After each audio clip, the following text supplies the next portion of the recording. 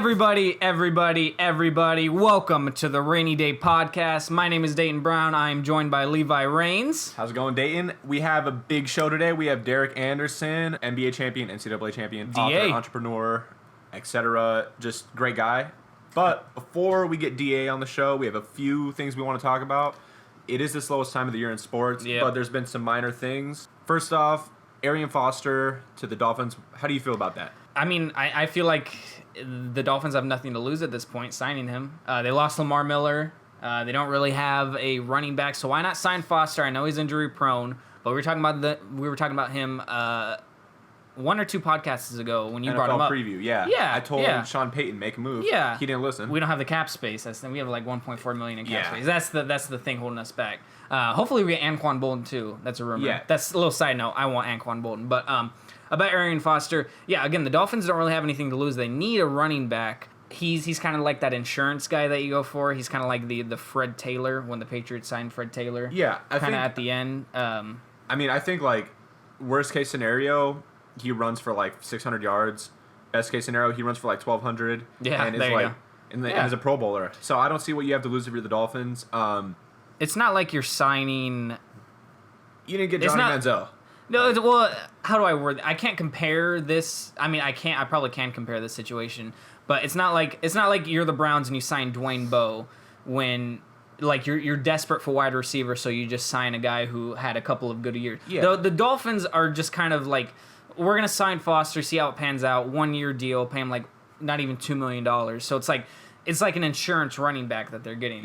Like I said. So. And the thing about the Dolphins is even without him, they're a pretty good team. Like they're a team that could maybe even win the division. I don't think they will, but like it's there. It's a possibility. So we'll see how that goes. Yeah, I guess it all depends on how Ryan Tannehill kind of turns into a leader. I think he's a talented quarterback. He's just not a leader yet. Yeah, he'll get it. Yeah. Let's talk a little bit about the franchise tag. It's not really drama that's going on, but this is probably the most exciting part of NFL free agency, other than obviously guys switching teams. The franchise tag is always interesting because it's the only sport that utilizes that. And if you don't know what the franchise tag is, a team can tag a guy for the next season when his contract is about to expire. They can tag a guy. He makes 80% of the average of his position. Pretty much is how it goes. I'm pretty sure it's 80%. So he makes a certain amount of what every player gets, but it's only for the 1 year. Now players... And he can't refuse it. If you get tagged, you're on the team. Yep. Like, you don't have a choice. You don't have to... You can, like, sit out during contract negotiations, but you have to agree to the tag. Like, there's no thing about it. And if you sit out, like, that'll affect your contract next year. So you want to play good, or you want to play and play good. Yeah, and a big number of guys get tagged every single year, and this year Von Miller, Super Bowl MVP, actually got franchise tagged, but he ended up signing a big contract with the Broncos, $70 million guaranteed. Do you think he's worth the money? You know, it's weird because, like, he's the reason they won the Super Bowl almost. Like, that defense carried that offense so bad, but it's like, dude, like, when you put that much money into one player... I feel like it's just not good for your team. I'd rather have depth than just one superstar. That's just me. You look at like the Seahawks, they signed all their guys, and now they don't have the depth. They're not nearly as good as they were. And I know it's tough to like build a dynasty in the NFL with all the cap restrictions, but I guess that's just the name of the game. You got to pick Von Miller or like 3 really good players. I think, I agree with you about having depth, but Von Miller was the most important piece to that entire team, minus Peyton Manning. Obviously, the most important part to that defense. I mean, he's a great player. I think he's definitely worth the money. But again, if you're the Broncos, do you want to sign him to that deal? Because you lose Malik Jackson. They lost Malik because they know, hey, if we sign this guy, we can't afford to sign Miller to an extension. But they still have Harris and Talib, arguably the best cornerback tandem in the NFL. Yeah, great. I think definitely the best. Yeah. Okay. You think they're better than like Peterson? I guess Tyrann Mathieu is a safety. So yeah. Yeah, and when you tie up that much money into a guy, it's like, what if he gets hurt? You're just wasting all that money. I know I'm kind of hypocritical because I said it was good for the Colts to do that for Andrew Luck, but he's a quarterback, so he's not as injury prone, even though he got hurt last year. Right. Interesting thing, actually, I want to talk about this real quick. I know you reference Colin Cowherd a lot because you listen to him. I reference Bomani Jones a lot because I listen to him. Bomani Jones, okay, so a lot of people were saying the Broncos should lowball Miller, and Miller should not expect a lot of money. If you're Von Miller, you want to take the most ludicrous contract that you can get because he plays in a sport where any guy can tear his ACL at any moment. This is the most physical sport that you can find with the most injuries and the most freak accidents. So a lot of people were saying Miller doesn't deserve that money. Why, he shouldn't take a contract like that because he's not going to, virtually kind of like what you were saying. If he takes that money, there's less room for growth and depth for the defense. But it's like, if you're Miller, you got to take that contract, especially if I'm pretty sure he asked for $70 million guaranteed at the beginning of the process, and he ended up getting it. Yeah. So it feels like the player always gets what they want. Absolutely. In the NFL, absolutely. Yeah. I'm curious to see what's going to happen with the Ryan Fitzpatrick situation. Yeah. I know he's asking for way too much. He's like an $8 or $9 million a year kind of guy, but I think he wants like 18 or 19. Yeah. We'll see how that goes. The Justin Tucker situation was just like that. He said, if you don't sign me to a long-term deal, I'm not playing for you guys after next season. And he ended up getting in his way. He got the money that he wanted. And then Muhammad Wilkerson signed as well with the Jets last minute. One guy who didn't sign was Kirk Cousins. So he's franchise tag this year. That's going to be interesting, I think, panning out in the future. Like Colin Cowherd said, we like you, Kirk Cousins, but we don't love you. Not yet. So, yeah. Who knows? I guess this is his season. Last year could have been a fluke. So if he plays it's like Nick Foles when he had that huge year. Yeah. If he plays like that, he's going to get a fat contract. If he plays like Nick Foles plays now, no one's going to even want him. He's going to be like a third-string quarterback. So we'll see what happens. Yeah, I think that was the smart thing by the Redskins. Test him out this year. Yeah. If you don't get him back next year, I think you've groomed Colt McCoy well enough, and I think that you can find a suitable quarterback. You can at least draft. You can try. I guess if Kirk Cousins doesn't do well the first 4 weeks, just tank the rest of the way to get the number 1 pick. So you can draft the best quarterback. Yeah, you can get Deshaun Watson. There you go. He will be the number 1 pick next year. I don't care what anyone says about Leonard Fournette. Deshaun Watson. Yeah, we'll see. It's not a running back league, man. It's a quarterback league. Yep. One thing I just want to talk about real quick, just because I know Levi isn't too big into UFC and MMA. John Jones, Brock Lesnar, Chad Mendes, all 3 of them have tested positive for doping in the UFC. Chad Mendes, the most recent one. John Jones did it before UFC 200. Almost ruined the card. Thank God for Dana White. He made up on that. Brock Lesnar ended up finding out that he tested positive a week after UFC 200. The doping situation in the UFC almost parallels the steroid situation that Major League Baseball had, 15 years ago? I don't think it was that long. Because they had the huge list that came out. That was probably 8 years ago. Yeah. It had everyone's name on it. But during that right. But it started Jose Canseco probably mid-90s. Yeah. So 20 years ago. But the thing about the UFC is that they find out pretty much immediately. And John Jones just kind of ruined his career. I don't like it at all. I think he's one of the best talents the UFC has ever seen, and now he's just throwing that away. Brock Lesnar, really, I just think he's in it for the money, as far as I'm concerned. So the fact that the UFC keeps trying to... Great fighter, don't get me wrong, he's an excellent fighter, but a guy who is such a star in the WWE obviously should tell you something about kind of his character and whatnot. And then Chad Mendes, he actually tweeted out, he said... it was a mistake by me for taking it. I should pay more attention. So he kind of manned up to the doping allegations. I feel like his will get overturned because it was such a quick decision. Great fighter, though, and I think that what he did was accidental. But for Jones and Lesnar, I definitely think that they doped on purpose. But yeah, that's all I want to say about that. I love the UFC. I want to jump in real quick. Yeah. It's like you're going to get caught. Why do you do it? Yeah. And then, I respect guys, when they get caught and they're like, well, yeah, I did it. I'll accept my punishment, but then you have guys that try to sugarcoat it, oh man, it was my shampoo or something, stupid stuff, like Ryan Braun. If you did it, just own up to it and on to the next one. Yeah, exactly. So just crazy times in the UFC. We'll see. Like I said, Dana White always solves everything, and so if you're a fighter, don't take steroids or any doping of any kind. Just don't do it. It's not worth it. Any sport you play, just don't do it. Not cool at all. The side effects themselves should just turn you away. Last thing we want to talk about before we get into the Derek Anderson interview. Another Anderson Varejao. I don't know if you guys heard about this. You probably did. He is not accepting the ring that the Cavaliers are offering him. Varejao was traded from the Cavaliers to the Warriors mid-season. Actually, he was traded to the Blazers mid-season and ended up signing with the Warriors. But since he played a certain amount of games with the Cavs or played any games at all, he is entitled to a ring from them, but he is rejecting the ring. Levi, if you're in his situation, do you accept the ring? Or do you go, no, I wanna prove that I can win one without you. Like I don't need that ring. Okay. What would you do? At first, I was saying no way. I wouldn't. Like, why would I take the ring? But then I think about it. I'm like, okay, well, like just based off value alone, the ring's got to be worth like $10,000. Like, like take the damn thing. More than that. Yeah, for sure. I mean, it's got diamonds and stuff. Like Cleveland's like first championship in how many years? I don't know. I would take it. At least take it. Pawn it off, auction it off or whatever, and then give the money to charity or something. Like, there you go. There's something you can kind do of with a good that. guy move. Yeah, I get what he's doing. He'll probably get a ring next year. Like, that's what it looks like. But I see what he's doing. I would take the ring and then find something to do with the money. Yeah. I'm also torn on this. It's like, it's kind of like accepting a gift from your ex virtually, like a very nice gift from your ex. Oh, nothing wrong with that. Well, that's the thing. That depends what it is. Well, yeah, that's true. If your ex was gonna give you a brand new car, would you like your ex? It says, "Here, take this brand new car," and you're married with 2 kids. What kind of do car? you accept that car? Does a Prius? No, a no. Maybach. Yeah, of course. You accept the okay, but that's the thing. Okay. No, how about this? How about like a Ford Focus or something like that? Ford Focus. Something like. I'd take it. I'd bring it to the Ford dealer and I'd get like $8,000 Okay, all right. But that's the thing. It's like. You can't accept a gift from your ex. Like it's just awkward. Like it's weird. Yeah, it's a greasy move, but it's a dog eat world. It's kind of like, well, if you accept the car from, no matter what you do with the car, if you accept that car, you go, hey, I need this either for A, the money, or B, the car.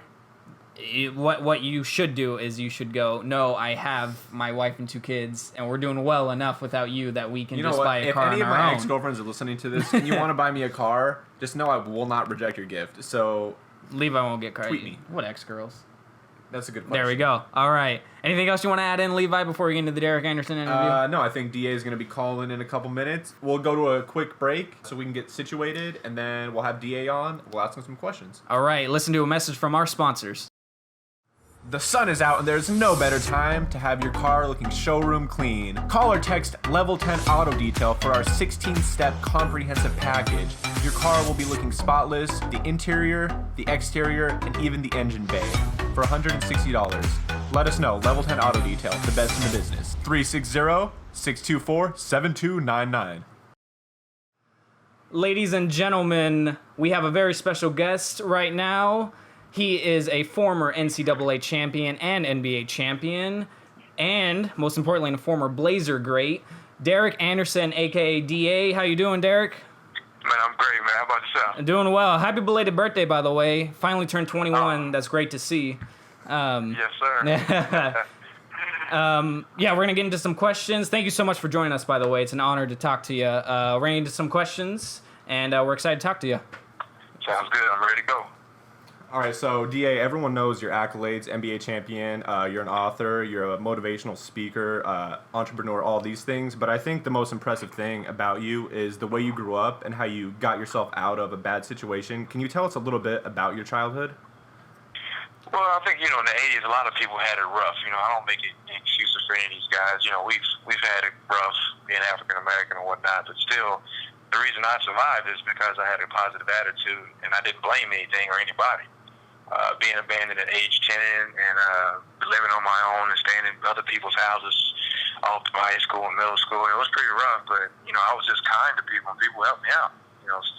Saying yes sir, yes ma'am, and people let me stay over their house. I would clean up and I worked jobs, carry people's bags from the grocery store. Just simple things that just was, kindness to people, and then people were kind to me. So I had it rough, man. I had a child at 14, single parent at 15, I raised him on my own. Never drank, never sold drugs, never did anything wrong. I just did it the right way, and the right things happened for me because I did it that way. So it was a rough childhood, but it taught me a lot about owning up to my own decisions and continue to fight every day.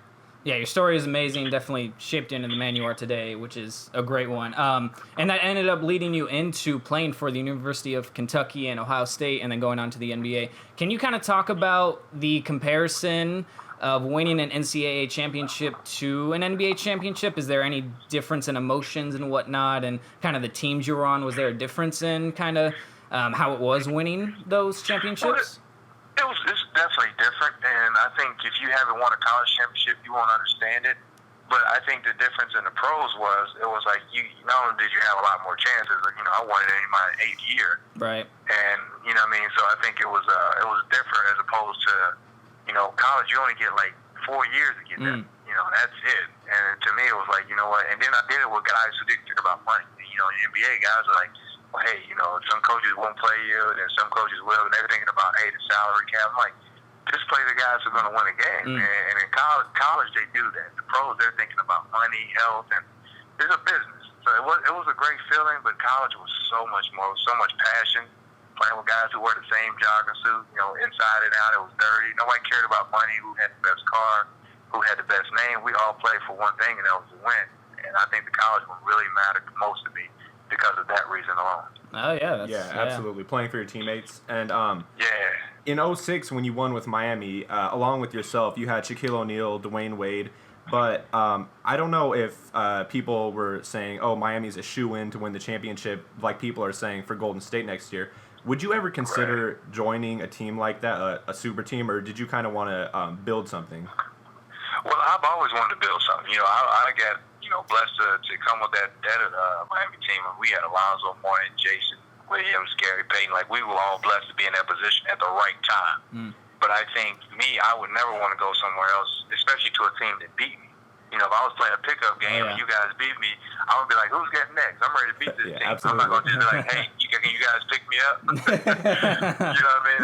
I just wouldn't feel right. I would feel totally uncomfortable about being in that situation because I felt like I could beat you guys, especially if I actually really believed in it. And I think for me, I would never join a team that beat me like that. I would join them maybe in a couple of years if they, my program or organization wasn't doing right. But I would never join a team, who just beat me. That's just my personal opinion. Especially if Russell Westbrook was on your team. Right, yeah. I mean, the whole team, Steven Adams, and then you got Oladipo. Yeah. You got the shooter, because Robertson wouldn't shoot, and they still on one. But then you get Oladipo, who could shoot.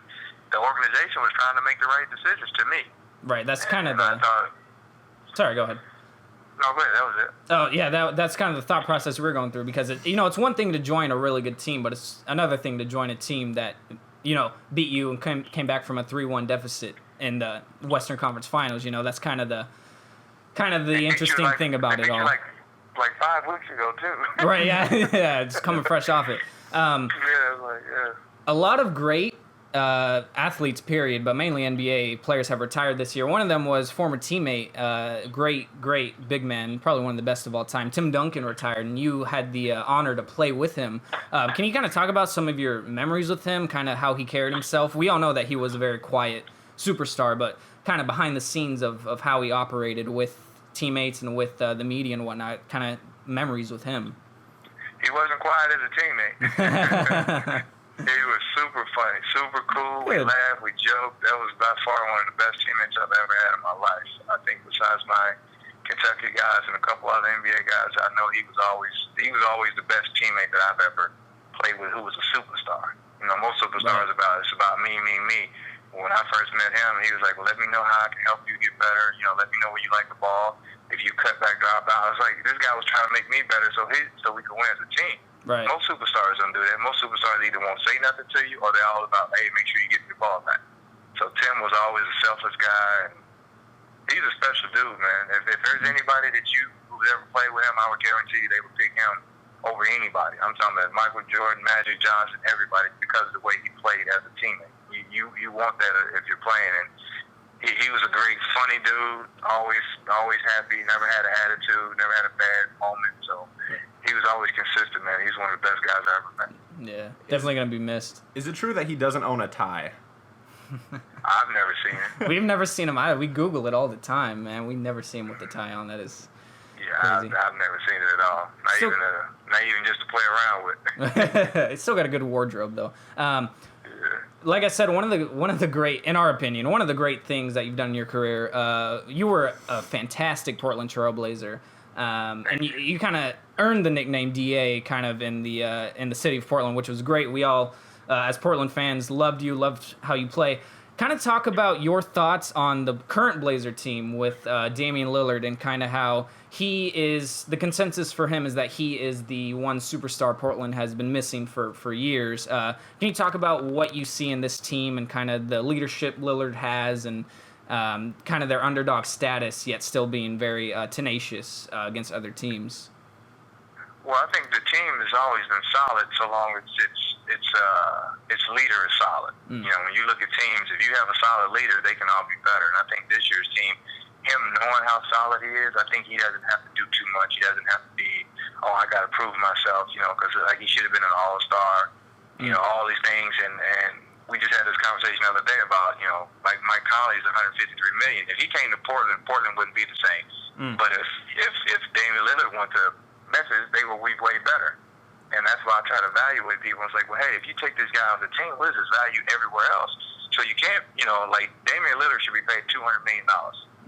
That guy's that much better than a lot of point guards because he does everything. Someone asked me about, you know, Chris Paul. He's great, but you don't see nobody throwing alley-oops to him. You don't see him dunking on the lane. You don't see him pulling up like Steph Curry. You know, so Damian Lillard actually is one of this probably the premier, him and Westbrook are the best athletic point guards we have. So they should be the standpoint. So for him to be that type of player and to be a leader, I said all he needs is good players around him that understand their role. Let him lead, let him direct, and let them guys do what they have to do. And I think this is the year they'll shock a lot of people. If everyone's healthy, I think they will shock. Because we'll look up to the middle of the season to see that their record is great, and then we'll see how they're playing, and everyone will be like, we knew they were good, we just didn't know how good. Right, yeah. And the great thing about Lillard is that he gets better and better every year, it seems. Even considering especially the team around him gets better as well, and we love Stotts and we love the Blazers. So, yeah, it'll be interesting to see how they do this year. All right, and just winding down the interview, I have two super quick questions. The first one, who was your favorite teammate in Portland? It was hard because I liked a lot of guys. I knew some of the guys, like me and Rasheed, we played in the Olympic Festival. Hugo Rubin when he was in college. I knew Jeff McGinnis before. You know, it was hard because we were all just trying to figure out each other. You know, plus some guys are in and out. Sean Kemp was the first guy I met when I made it to the NBA. He went to for Cleveland, so it wasn't like we had one clique. You know, like one or two guys. It was like everyone either liked each other or they didn't. Yeah, and we all knew. You know what I mean? There were some characters on that team. Oh my gosh, yeah. And when I left, it was like, you know what? I hated to leave, but I told them guys, I'm not going to be a part. Like, I never got in trouble with the law, any trouble. With the city, I love the city and everything. And I'm like, I can't be a reflection of this. I have to own my character to my kids. My kids need to see that I'm trying to do the right thing. You know, and I was raising my son, and I was like, you know what? I think it's just best that we part ways, and it was a good departure. Of course, minus some of those people that work there, which we know who they are. Glad they're not there. Yeah, making up those rumors. Yeah, we know. Oh my gosh, that was crazy. Everybody was just like, "Is that happening?" I was like, "Yeah, these guys are just anything to move a dollar." Yeah, It's all good though. We know the truth. And then that last question: what's your favorite restaurant in Portland? You know what? I can't remember, but they used to have a pepper steak, and it used to be on the backside when we were coming downtown. I forget that. She took me to that place. Was it what's it called? Ruth Chris? No, I love Ruth Chris. That is my favorite restaurant now. Okay, there you go. But I forget, it was the one restaurant I used to get pepper steak over there, and that guy had the best food. It was in a little small area right by the river. I had to find the name out, but that was good. But if it wasn't for that, it was Ruth Chris was second. Yeah. So. Okay. Well, if you find it, make sure you tweet it at us. We'll, there you go. We'll give them a shout out. A lot of good restaurants in Portland. So. All right. Well, awesome. Thanks so much for the time. That was great stuff. Yeah. We really appreciate calling in, helping out the little guy. Yeah. Man, anytime, man. Rip City's it. There you go. Rip City. Thank you, Derek. Nice to meet you, by the way. Hopefully we'll talk to you soon. We'll see you around for sure. Yeah, anytime the season starts, man. Let's get some. Let's get some time conversation. Oh, absolutely. Start talking about it. All right, man. Have a good night. Happy belated birthday, by the way. Appreciate that, man. Yeah, no problem. All right, see you. All right, later. All right, awesome. Cool. That first interview went off well. That was Derek Anderson, everybody, former, like we said, NCAA and NBA champion. Great guy. Yeah. Awesome guy. I thought we got actually some good stuff. Like I really liked his opinion on Kevin Durant. Oh, yeah. He wouldn't do it. That was interesting. Like, some people are going to say, oh, I don't know, I wasn't in that situation. But no, like, he gave the blunt truth. Like, he's a straightforward guy. Yeah. Like, he's like, no, I wouldn't do it. And he was a guy in that situation. Like, a lot of the people who talk about the Kevin Durant situation weren't never in the NBA or never played like high level of basketball. So they like you said, he was in that position kind of, and like he played in the NBA, and he said he wouldn't join a team that just beat him. Like I'm sure he could have joined that dynasty Lakers team if he wanted. Like he could have found a way to get beat Kobe's backup, but like he's like, no, like I'm gonna go to Spurs. I'm gonna try to beat Kobe. Yeah. Or he's gonna go to the Heat, try to beat the Miami, Spurs. Yeah. So this is great stuff. I liked his insight on Tim Duncan too. Kind of another great soundbite. He said, as far as the teammate, you ask anyone that played with both of them, they'd rather. Even Michael Jordan, greatest teammate ever.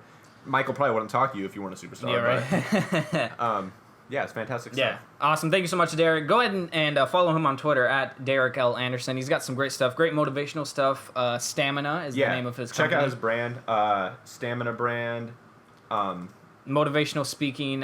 He has a book out. It's called Stamina as well. Yep. And it kind of just tells how he went from where he was as a kid, his parents abandoning him when he was like not even a teenager yet, having a kid at 15 and just making it out. There was times where he didn't have money to eat, so he'd go to the store and he'd follow, not follow, but he'd go up to ladies, like say, hey, can I carry your bags for a nickel? And he'd take that nickel, go buy some bread, and that's how he'd survive. I think it's just incredible. There's also a story, I remember he tweeted it out a while ago.